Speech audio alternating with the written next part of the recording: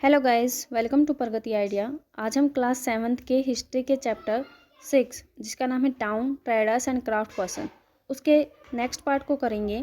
इससे last part में हमने हम्पी के बारे में पढ़ा था जो एक बड़ा कमर्शियल टाउन बन के सामने आया था। आज हम दो और कमर्शियल टाउन के बारे में पढ़ेंगे जिसका नाम है सूरत एंड मसलीपट्टनम। उसके बाद हमारा लास्ट टॉपिक रहता है new cities, new towns and जो ट्रेडर्स हैं उसके बारे में। चलिए स्टार्ट करते हैं। A gateway to the west, Surat. Surat in Gujarat was the emporium of west trade during the Mughal period along with Bombay, present-day Khambat, and somewhat later Ahmedabad. Surat was the gateway for trade with West Asia via the Gulf of Omras. Surat has also been called the gate to Makkah because many pilgrims ships set sail from here. क्या कहता है कि ये कहता है कि सूरत जो मुग़ल काल था, मुग़ल्स जो आए थे उनके टाइम पीरियड में वहाँ पर एक जगह का नाम है कैम्बे जिसको आज के टाइम पे खंबात बोलते हैं। ठीक है, खंबात की खाड़ी आप लोगों ने सुना होगा।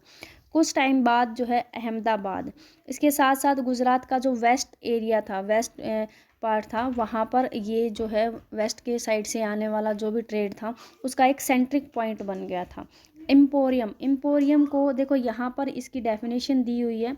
ए palace where goods from diverse production center are bought and sold.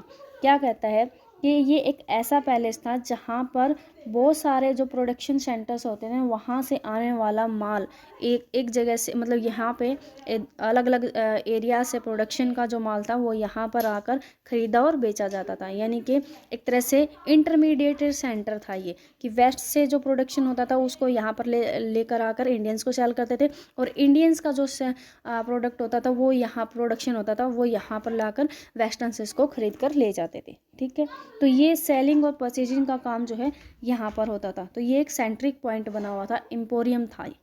Okay, उसके बाद हम बात करते हैं the city was composition and the people of all caste and creeds lived there. In the 17th century the Portuguese, Dutch and English had their factories and warehouse at Surat. According to the English Tavernier again who wrote the an account of port in 1689, on average 100 ships of different countries could be found and docked at the port of any given time। ठीक है, ये क्या कहता है कि सूरत जो है ना वो एक तरह से कंपोजिशन बन चुका था। यहाँ पर हर कास्ट से बिलोंग करने वाले या हर स्टेटा से क्रीड से बिलोंग करने वाले लोग यहाँ पर आते थे। सभी जातियों के लोग थे, सभी धर्मों के लोग यहाँ पर रहते। 17th century में यहाँ पर पुर्तगाली भी आ गए थे, डच भी आ गए थे और ब्रिटिशर्स जो थे, अंग्रेज़ जो थे वो भी आ चुके थे। इन्होंने यहाँ पर अपनी फैक्ट्रीज बनाई थी और बड़े बड़े गोदाम बना दिए थे माल के।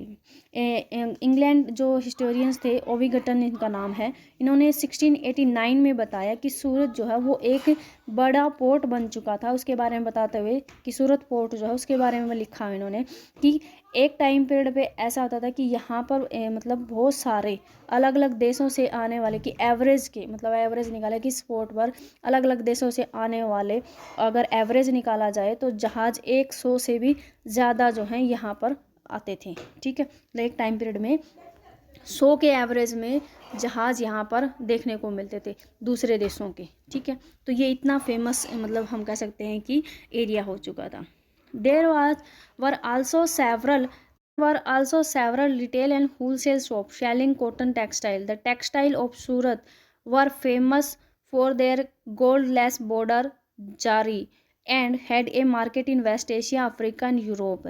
The state built numerous rest houses to take care of the need of the people from all over the world who came in the city. There were magnificent buildings and innumerable precious parks. The Kathiawar Seths or Mahajans had huge banking house at Surat. It is noteworthy that the Surat hundis were honored in the fair of markets of Cairo in Egypt, Basra in Iraq, and Antwerp in Belgium. ये क्या कहता है? ये क्या कहता है? ये कहता है कि सूरत में मतलब बहुत सारी शॉप्स भी थी, ठीक है, बहुत सारी कॉटन की मतलब शॉप्स वगैरह थी, वहाँ पर थोक के भाव में, रिटेल में या फिर होलसेल में वहाँ पर एक कॉटन बेचा और ख़रीदा जाता था। ठीक है, दूसरा क्या था कि सूरत में का जो फेमस जो था वो सूरत जो सिटी था वो फेमस था वेस्टर्न एरियाज़ में, मतलब अलग अलग जगह थे, वेस्ट एशिया में, अफ्रीका में, यूरोप में। किसके लिए? जो गोल्ड लेस बॉर्डर होता था उसके लिए। ठीक है, जिसको हम अपने लोकल लैंग्वेज में जरी बोलते हैं, तो जरी के लिए सूरत का कॉटन जो है फेमस था। The state built numerous rest house, मतलब इस एरिया में सूरत में बहुत सारे ऐसे रेस्ट हाउस वगैरह बनाए गए थे ताकि वर्ल्ड के अलग अलग पार्ट से, अलग अलग एरिया से लोग यहाँ आते हैं तो वहाँ पर आके रेस्ट कर सके, आराम कर सके। और चलो उनके फिर इंटरटेनमेंट के लिए जो है यहाँ पर बहुत सारे मतलब बड़े बड़े हॉल्स और इनवरस प्लेजर्स पार्क्स भी बनाए गए थे। यहाँ पर एक चीज़ है कि जो काठियावाड़ सेठ थे, सेठ मतलब जो महाजन वगैरह होते थे, जो बड़े अमीर लोग होते थे, वो क्या कहते थे? मनी चेंजर जिसको हम बोलते हैं। तो मतलब कि एक कंट्री की करेंसी दूसरे कंट्री के में जाओ तो वो मनी चेंजर जिसको बोलते हैं। ठीक है, जैसे हमारे यहाँ पर इंडिया में रुपए चलते हैं और अगर हम बात करें यूएस में तो डॉलर चलता है, तो वो एक्सचेंजिंग का जो काम होता था तो ये काठियावाड़ सेठ और महाजन्स करते थे।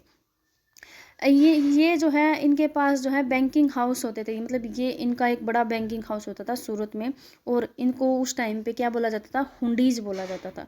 और इन हुंडीज़ को वर्ल्ड के दूसरे पार्ट्स में भी एक तरह से रिस्पेक्ट दी जाती थी, ऑनर्ड किया जाता था। कौन कौन से एरिया थे? इजिप्ट में कायरो, इराक में बसरा और बेल्जियम में एंटवर्प। ठीक है, अब आप बात करोगे कि ये हुंडीज़ क्या है, तो हुंडीज़ एक तरह से हम ये कह सकते हैं कि एक रिकॉर्ड नोटबुक होती थी जिसमें मतलब सारा का सारा लेखा जोखा रखा जाता है। तो वो नोटबुक होती थी और उसमें जो पर्सन को, इंडिविजुअल पर्सन है ना, वो अपने पैसे जमा करवा सकता था और उसके बदले में एक्सचेंज में उसको दूसरे करेंसी जो है वो मिल जाए, या कह सकते हैं कि वो जमा करवा जाए ताकि वो अपने अमाउंट को मतलब मिस यूज ना कर पाए या कोई उसका चोरी वगैरह ना कर पाए, इसलिए। ठीक है, और वो उस हुंडी के थ्रू जो है उस पैसे को क्लेम कर सकता था दूसरे एरियाज में भी।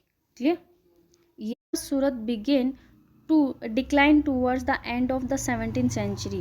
This was because of many factors: the loss of markets and productivity because of the decline of Mughal Empire, control of the sea routes by the Portuguese, and the composition from the Bombay, present day Mumbai, where the English East India Company shifted in its headquarters in 1668. Today, Surat is bustling commercial center. क्या कहता है कि कहता है 17th century के जो last year थे ना, उस टाइम तक आते आते सूरत जो है उसका एक तरह से डिक्लाइन होना स्टार्ट हो जाता है। क्यों होता है उसके पीछे रीज़न बताए हैं, तो कुछ फैक्टर्स बताए हैं। फर्स्ट तो फैक्टर था कि जो मार्केट है ना उसका डिस्ट्रक्शन हो जाता है, उसका लॉस हो जाता है, और जो प्रोडक्टिविटी थी वो कम हो जाती है। क्यों? क्योंकि जो मुग़ल एम्पायर है उसका डिक्लाइन स्टार्ट हो जाता है। ठीक है, तो मुग़ल एम्पायर के पतन के साथ साथ यहाँ पर प्रोडक्टिविटी वो भी कम हो जाती है, इसी वजह से मार्केट जो है वो ख़त्म होने लग जाती है। क्लियर? दूसरा यह था कि जो पुर्तगालीज़ थे उन्होंने पोर्ट एरिया पर कंट्रोल कर लिया था, अपनी जो है उनके अंडर कंट्रोल में आ गया था। तो थर्ड पॉइंट है कि मुंबई, जिसको बम्बई उस टाइम पे बोला था, आज मुंबई बोला जाता है, वो एक कंपटीशन का सेंटर बन गया था। 1668 में इंडियन जो ब्रिटिशर्स आए थे, उन्होंने ईस्ट इंडिया कंपनी जो है, ब्रिटिश ईस्ट इंडिया कंपनी, ये इसका सेंटर पॉइंट, हेडक्वार्टर जो है वो यहीं बना लिया था। ओके, तो इसकी वजह से ये सारे जो इसका डिक्लाइन जो है वो स्टार्ट हो जाता है। जो कमर्शियल टाउन में एक इमर्ज हो गया था, लेकिन एक टाइम पीरियड के बाद वो डिक्लाइन भी हो जाता है 17th सेंचुरी के एंड में। ठीक है, लेकिन अगर हम आज के टाइम के प्रेजेंट टाइम में ये एक बड़ा कमर्शियल टाउन बना हुआ है। ठीक है, तो ये था हमारा सूरत का। अब इसके बाद आगे हम बात करते हैं fishing in trouble waters Machilipatnam. ठीक है, तो मछलीपट्टनम के लिए जो कंपटीशन था या मछलीपट्टनम के बारे में हम पढ़ने वाले थे वो कैसा था, तो उसका भी एक डिफ़िकल्ट टाइम पीरियड आया था ट्रबल वाटर्स की वजह से, फिशिंग इन। तो क्या कहते हैं, द टाउन ऑफ मछलीपट्टनम और मछलीपट्टनम। ठीक है, मतलब इसको मछलीपट्टनम कहें या फिर मछलीपट्टनम कहें। ठीक है, ये कहाँ था? Literally first fish port town, इसको हम फिश पोर्ट टाउन भी बोल सकते हैं। ले on the delta in the Krishna river, delta of the Krishna river in the 17th century, it was center of intense activity. ये 17वीं सेंचुरी में बहुत अलग अलग एक्टिविटीज़ के लिए एक फेमस सेंट्रिक पॉइंट बना हुआ था। कृष्णा जो रिवर है उसके डेल्टा में ये सेंटर है, और इसको मछलीपट्टनम कहो या मछलीपट्टनम कहो या हम कहें कि फिश सेंटर बोले, ठीक है, तीनों ही नाम इसके आ जाएंगे। Both of the Dutch and English East India companies attempted to control Machilipatnam as it become the most important port on Andhra coast. The fort the fort at Machilipatnam was built by the Dutch. ठीक है, ये क्या कहते हैं कि Holland और England, Dutch जो थे वो और इंग्लैंड जो ब्रिटिशर्स थे, उन दोनों की ही ईस्ट इंडिया कंपनीज जो थी वो मछलीपट्टनम को अपने कंट्रोल में लेना चाहती थी। देखो, सूरत को कंट्रोल किसने कर लिया था? पुर्तगालीज ने कर लिया था, और वहीं पर मुंबई में ईस्ट इंडिया कंपनी आ गई थी। वही चीज़ यहाँ पर था, मछलीपट्टनम जो है ना वो भी एक सेंट्रिक पॉइंट बना हुआ था, और इसके ऊपर ईस्ट इंडिया कंपनी और डच, इनके बीच में कंपटीशन चला हुआ था। ये दोनों अपने कंट्रोल में करना चाहती थी। क्यों? क्योंकि ये जो आंध्र जो पोर्ट था उसका एक इम्पोर्टेंट पोर्ट बना हुआ था, ठीक है, इस वजह। The Qutb Shahi rulers of Golconda imposed royal monopolies on the sale of textiles, spices and other items to prevent the trade passing completely into the hands of various East India companies.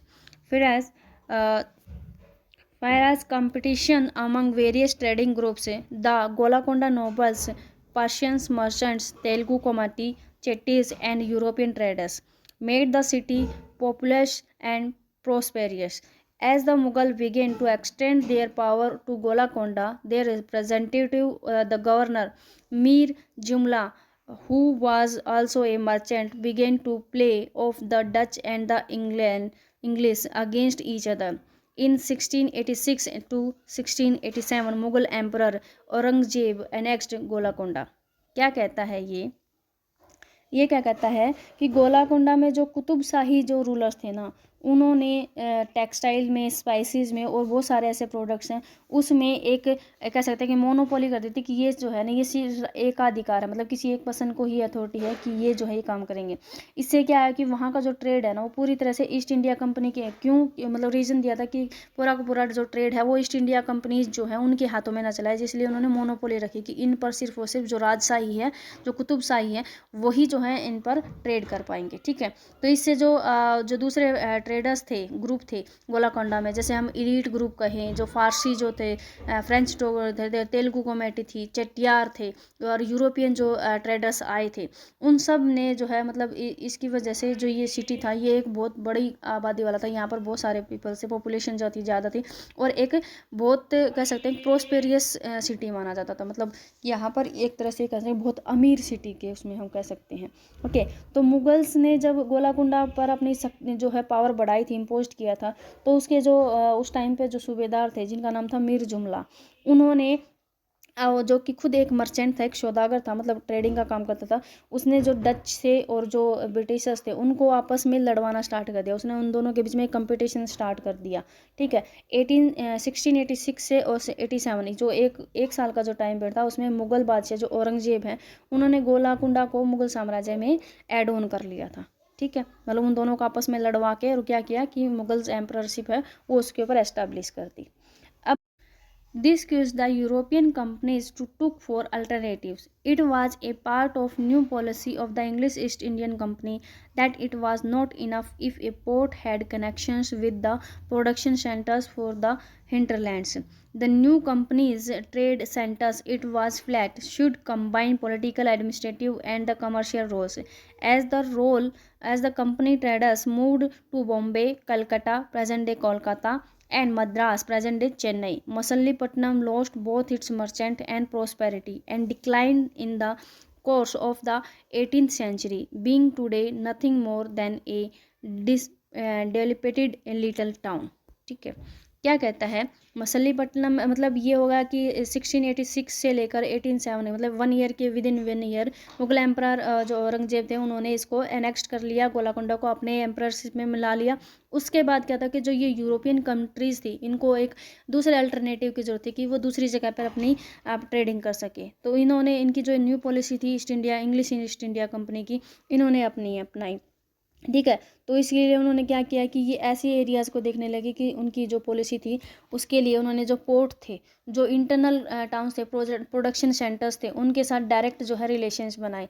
तो उन्होंने ये कहा कि इस बात की मतलब जो है इससे उनकी इम्पोर्टेंस जो थी ये महसूस की कि जो कंपनी के जो न्यू सेंटर्स बनेंगे, जैसे जो नए सेंटर्स बने वो क्या थे, पॉलिटिकली, एडमिनिस्ट्रेटिव और कमर्शली, दोनों तीनों तरह की जो है इंपॉर्टेंस रखी। ठीक है, सिर्फ और सिर्फ कमर्शियल के लिए नहीं, वो तीनों ही तरीके को अपना पाए, वो रूलिंग भी कर पाए, एडमिनिस्ट्रेशन भी कर पाए, कमर्शियल व्यापार भी कर पाए और पॉलिटिकल जो है उसमें भी अपनी इन्फ्लुएंस दिखा पाए। तो इसके लिए उन्होंने अपने सेंटर्स बनाए, कंपनी ने फिर 3 जगह पे अपनी जो है फैक्ट्रीज अलग लगाई। तो फर्स्ट थे मुंबई में, जिसको आजकल मुंबई बोलते हैं, कलकत्ता जिसको आजकल कोलकाता बोलते हैं, और मद्रास जिसको हम प्रेजेंट टाइम में चेन्नई बोलते हैं, वहाँ पर वो लोग चले गए। ठीक है, तो इसी वजह से जो मुसल्लिमपट्टनम है वहाँ उसने अपने बड़े बड़े जो ट्रेडर्स थे और जो अपनी जो वेल्थ थी उसको गवा दिया। ठीक है, तो 18th सेंचुरी के टाइम पीरियड में इसका पतन एक तरह से इसका डिक्लाइन होना स्टार्ट हो गया। और आज के टाइम पे अगर हम बात करें तो ये एक छोटे से टाउन के रूप में है और इससे ज़्यादा कुछ नहीं है।